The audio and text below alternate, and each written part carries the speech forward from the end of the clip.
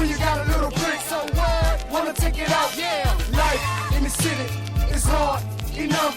And when you get them things clicked, about to bust it out, yeah.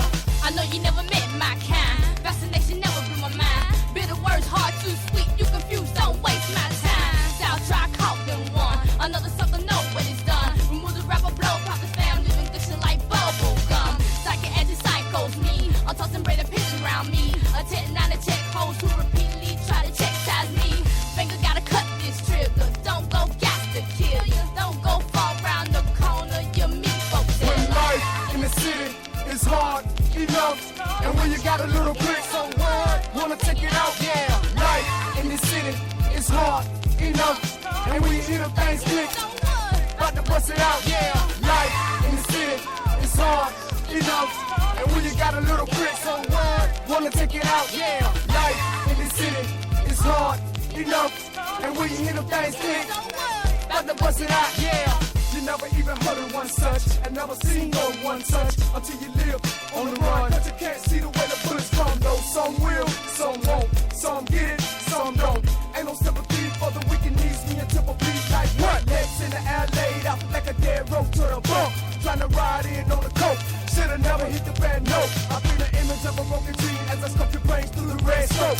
And the people wouldn't even care. They saw you once and then no more. So we didn't even hit a click, cause it was already caught. If you really made, you get voted up, coming up and toast. Cause life in the city is hard enough.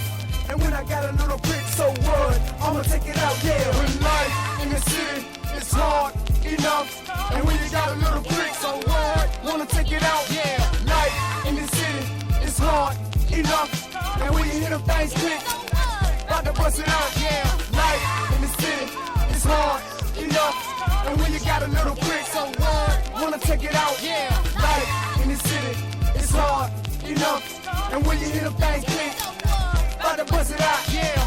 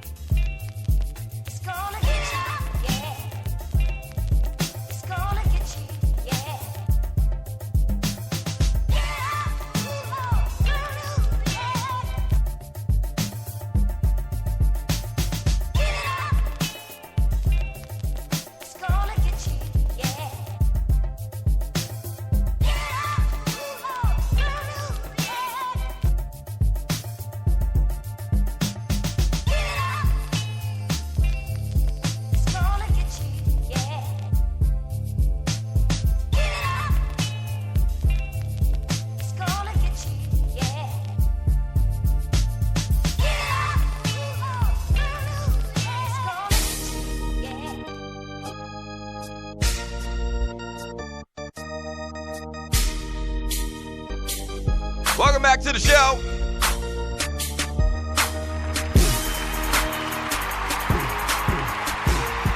Man Talk Monday. Ballers, busters, game balls, goats. Super Bowl 51 reaction. This is the Doug Stewart Show. The number is 404-382-0338. You can also email me at doug@thedougstewartshow.com. I know a couple people called earlier, and we weren't able to get to the call because I was just doing my grieving thing, but call back.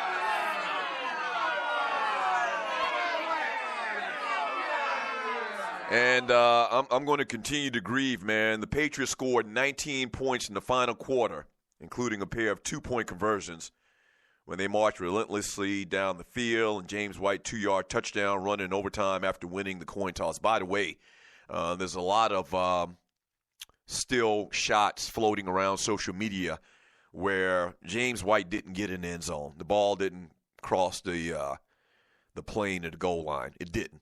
I mean, where they show where his knee was down. But I don't think the Falcons had any more challenges because of that dumbass challenge that they gave to the Julian Edelman catch, which basically was David Tyree all over again. Unbelievable. I mean, just like so many things had to happen right for the Falcons to lose that game and for the Patriots to win. And it's crazy. They all happened. Let me grab a call. Caller, thanks for calling the Doug Stewart Show. What's your name? Where you calling from? What you want to talk about? Good morning, Doug. This is Grego. I'm having a great morning. How about you, sir?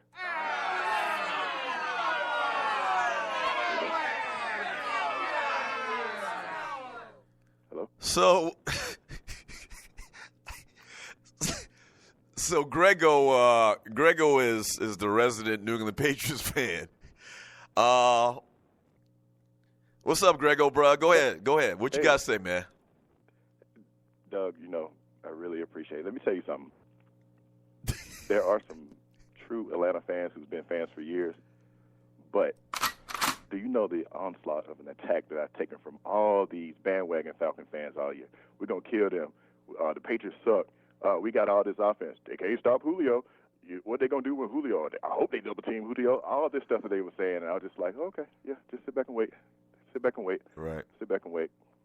And they did exactly what Atlanta does. I'm telling you, Doug. Hey, Grego, let me stop you right here for a second, man. When the Falcons were up 28-3, what was going through your mind? I was just waiting for the second half. Second half adjustments is but no. Let me ask you an honest and give me a straight up answer. Maybe you thought that the Patriots would make a run in the second half, but you didn't for 1 minute think that they would come back and win, right? Actually, I did.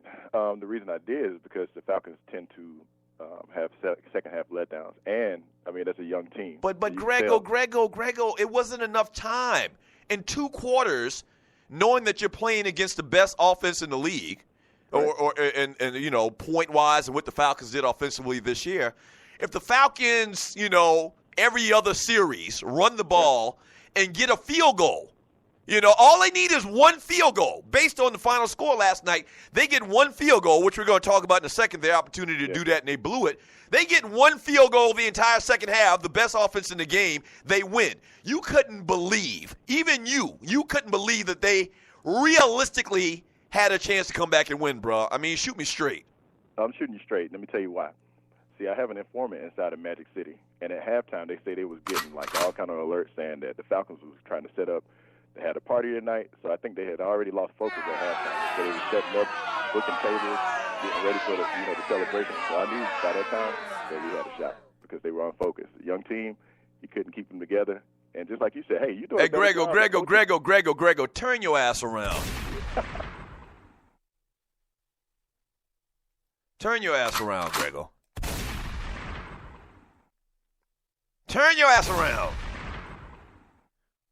You a damn lie. You didn't think that the Patriots going to come back. Turn your ass around. You a goddamn liar. You knew good and well he wasn't going to come back and win.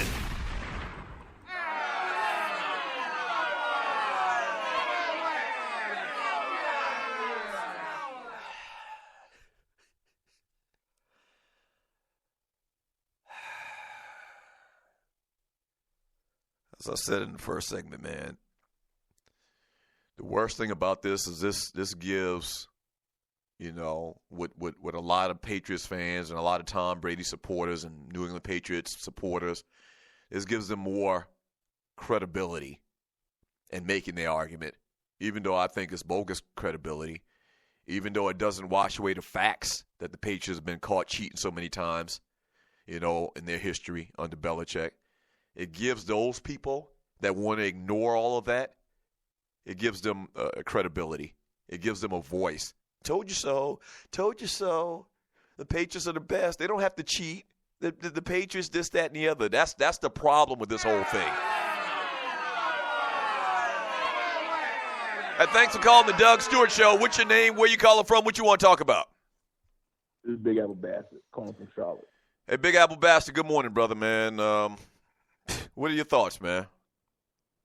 Hey, I'm hurting just like you, Doug, man. Yesterday's game, I know you don't like putting black and white into it, but yesterday was a case of black and white, man. Good and evil. Patriots, they represented what's bad in America. They represented corporate America. They represented a whole bunch of interests that cheat, that steal, that win by any means necessary. And Atlanta Falcons represented everybody else. Right. And so I was rooting for Atlanta Falcons, and like you predicted, Atlanta Falcons was headed to a blowout. Atlanta Falcons was up 28-3.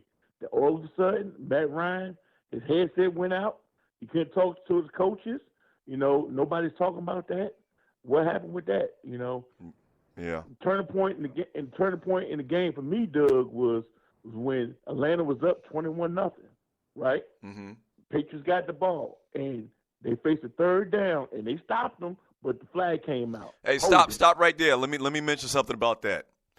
That was the series where I started to scratch my head as well. It wasn't just that one play. I think in that drive, they had like 2 or 3 calls where it was third down and long, and the Falcons stopped them, and then the flag came out. One was for a holding, and I think maybe there was a pass interference. Like on that same series you're talking about, there were like 2 flags that came out late where the Falcons had stopped their drive. Like the Patriots had gained a little bit of momentum.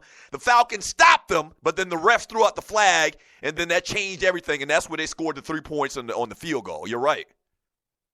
That right there, it gave Bill Belichick time to adjust his defense. Because you notice the defense, they was gassed. Atlanta was doing whatever they wanted. Well, just imagine if they Patriots went 3 and out and gave Atlanta the ball again. Yeah. I'm looking at my man in the chat room, Big Apple Bastard, Run, Ohio's finest CNC. He says 3 holds on third down in 1 drive. Yeah, that's what it was. And I think maybe there was a pass interference mixed in there as well. Go ahead. I'm sorry. Go ahead with your thoughts, man. So that right there gave Bill Belichick time to rest his defense because Tom Brady threw a pick 6. So the Patriots got the ball again. So you're looking at 30 minutes of rest, and rest is history because Atlanta only scored 7 more points after that. The second thing I take was you got to look at Kyle Shanahan, man. His play calling was questionable. I don't want to put it all on him, but you got Freeman gashing the Patriots 6 yards a pop. He only get 11 carries. Yeah. And you see clearly the soft spot in New England's defense was up the middle, and Freeman was gashing them. So why go to Coleman, who's your outside guy?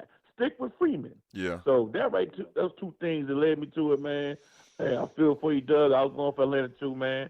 Well, I don't know what to say, man, but I'm going, Doug. You have a good day. I appreciate it, man. Big Apple Bastard, man. I really like the new Big Apple Bastard. I really like that guy.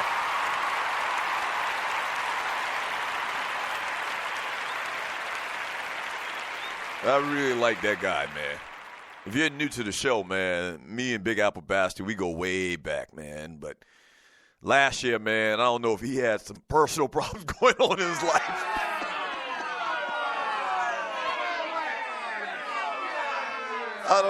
I don't know if Big Apple Bastard has some personal problems going on in his life or whatever, man, but last year he was cantankerous as hell. He received many nominations for a Buster of the Week on this show, which we give out every Friday.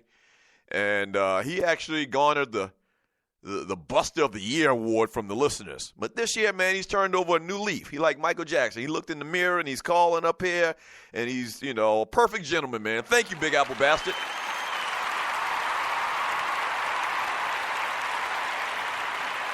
Caller, thanks for calling the Doug Stewart Show. What's your name? Where you calling from? What you want to talk about? Doug Stewart is dollars and cents, man. How you doing, brother? Dollars and cents. Now, I can't remember if you were pro-Atlanta or anti-Atlanta.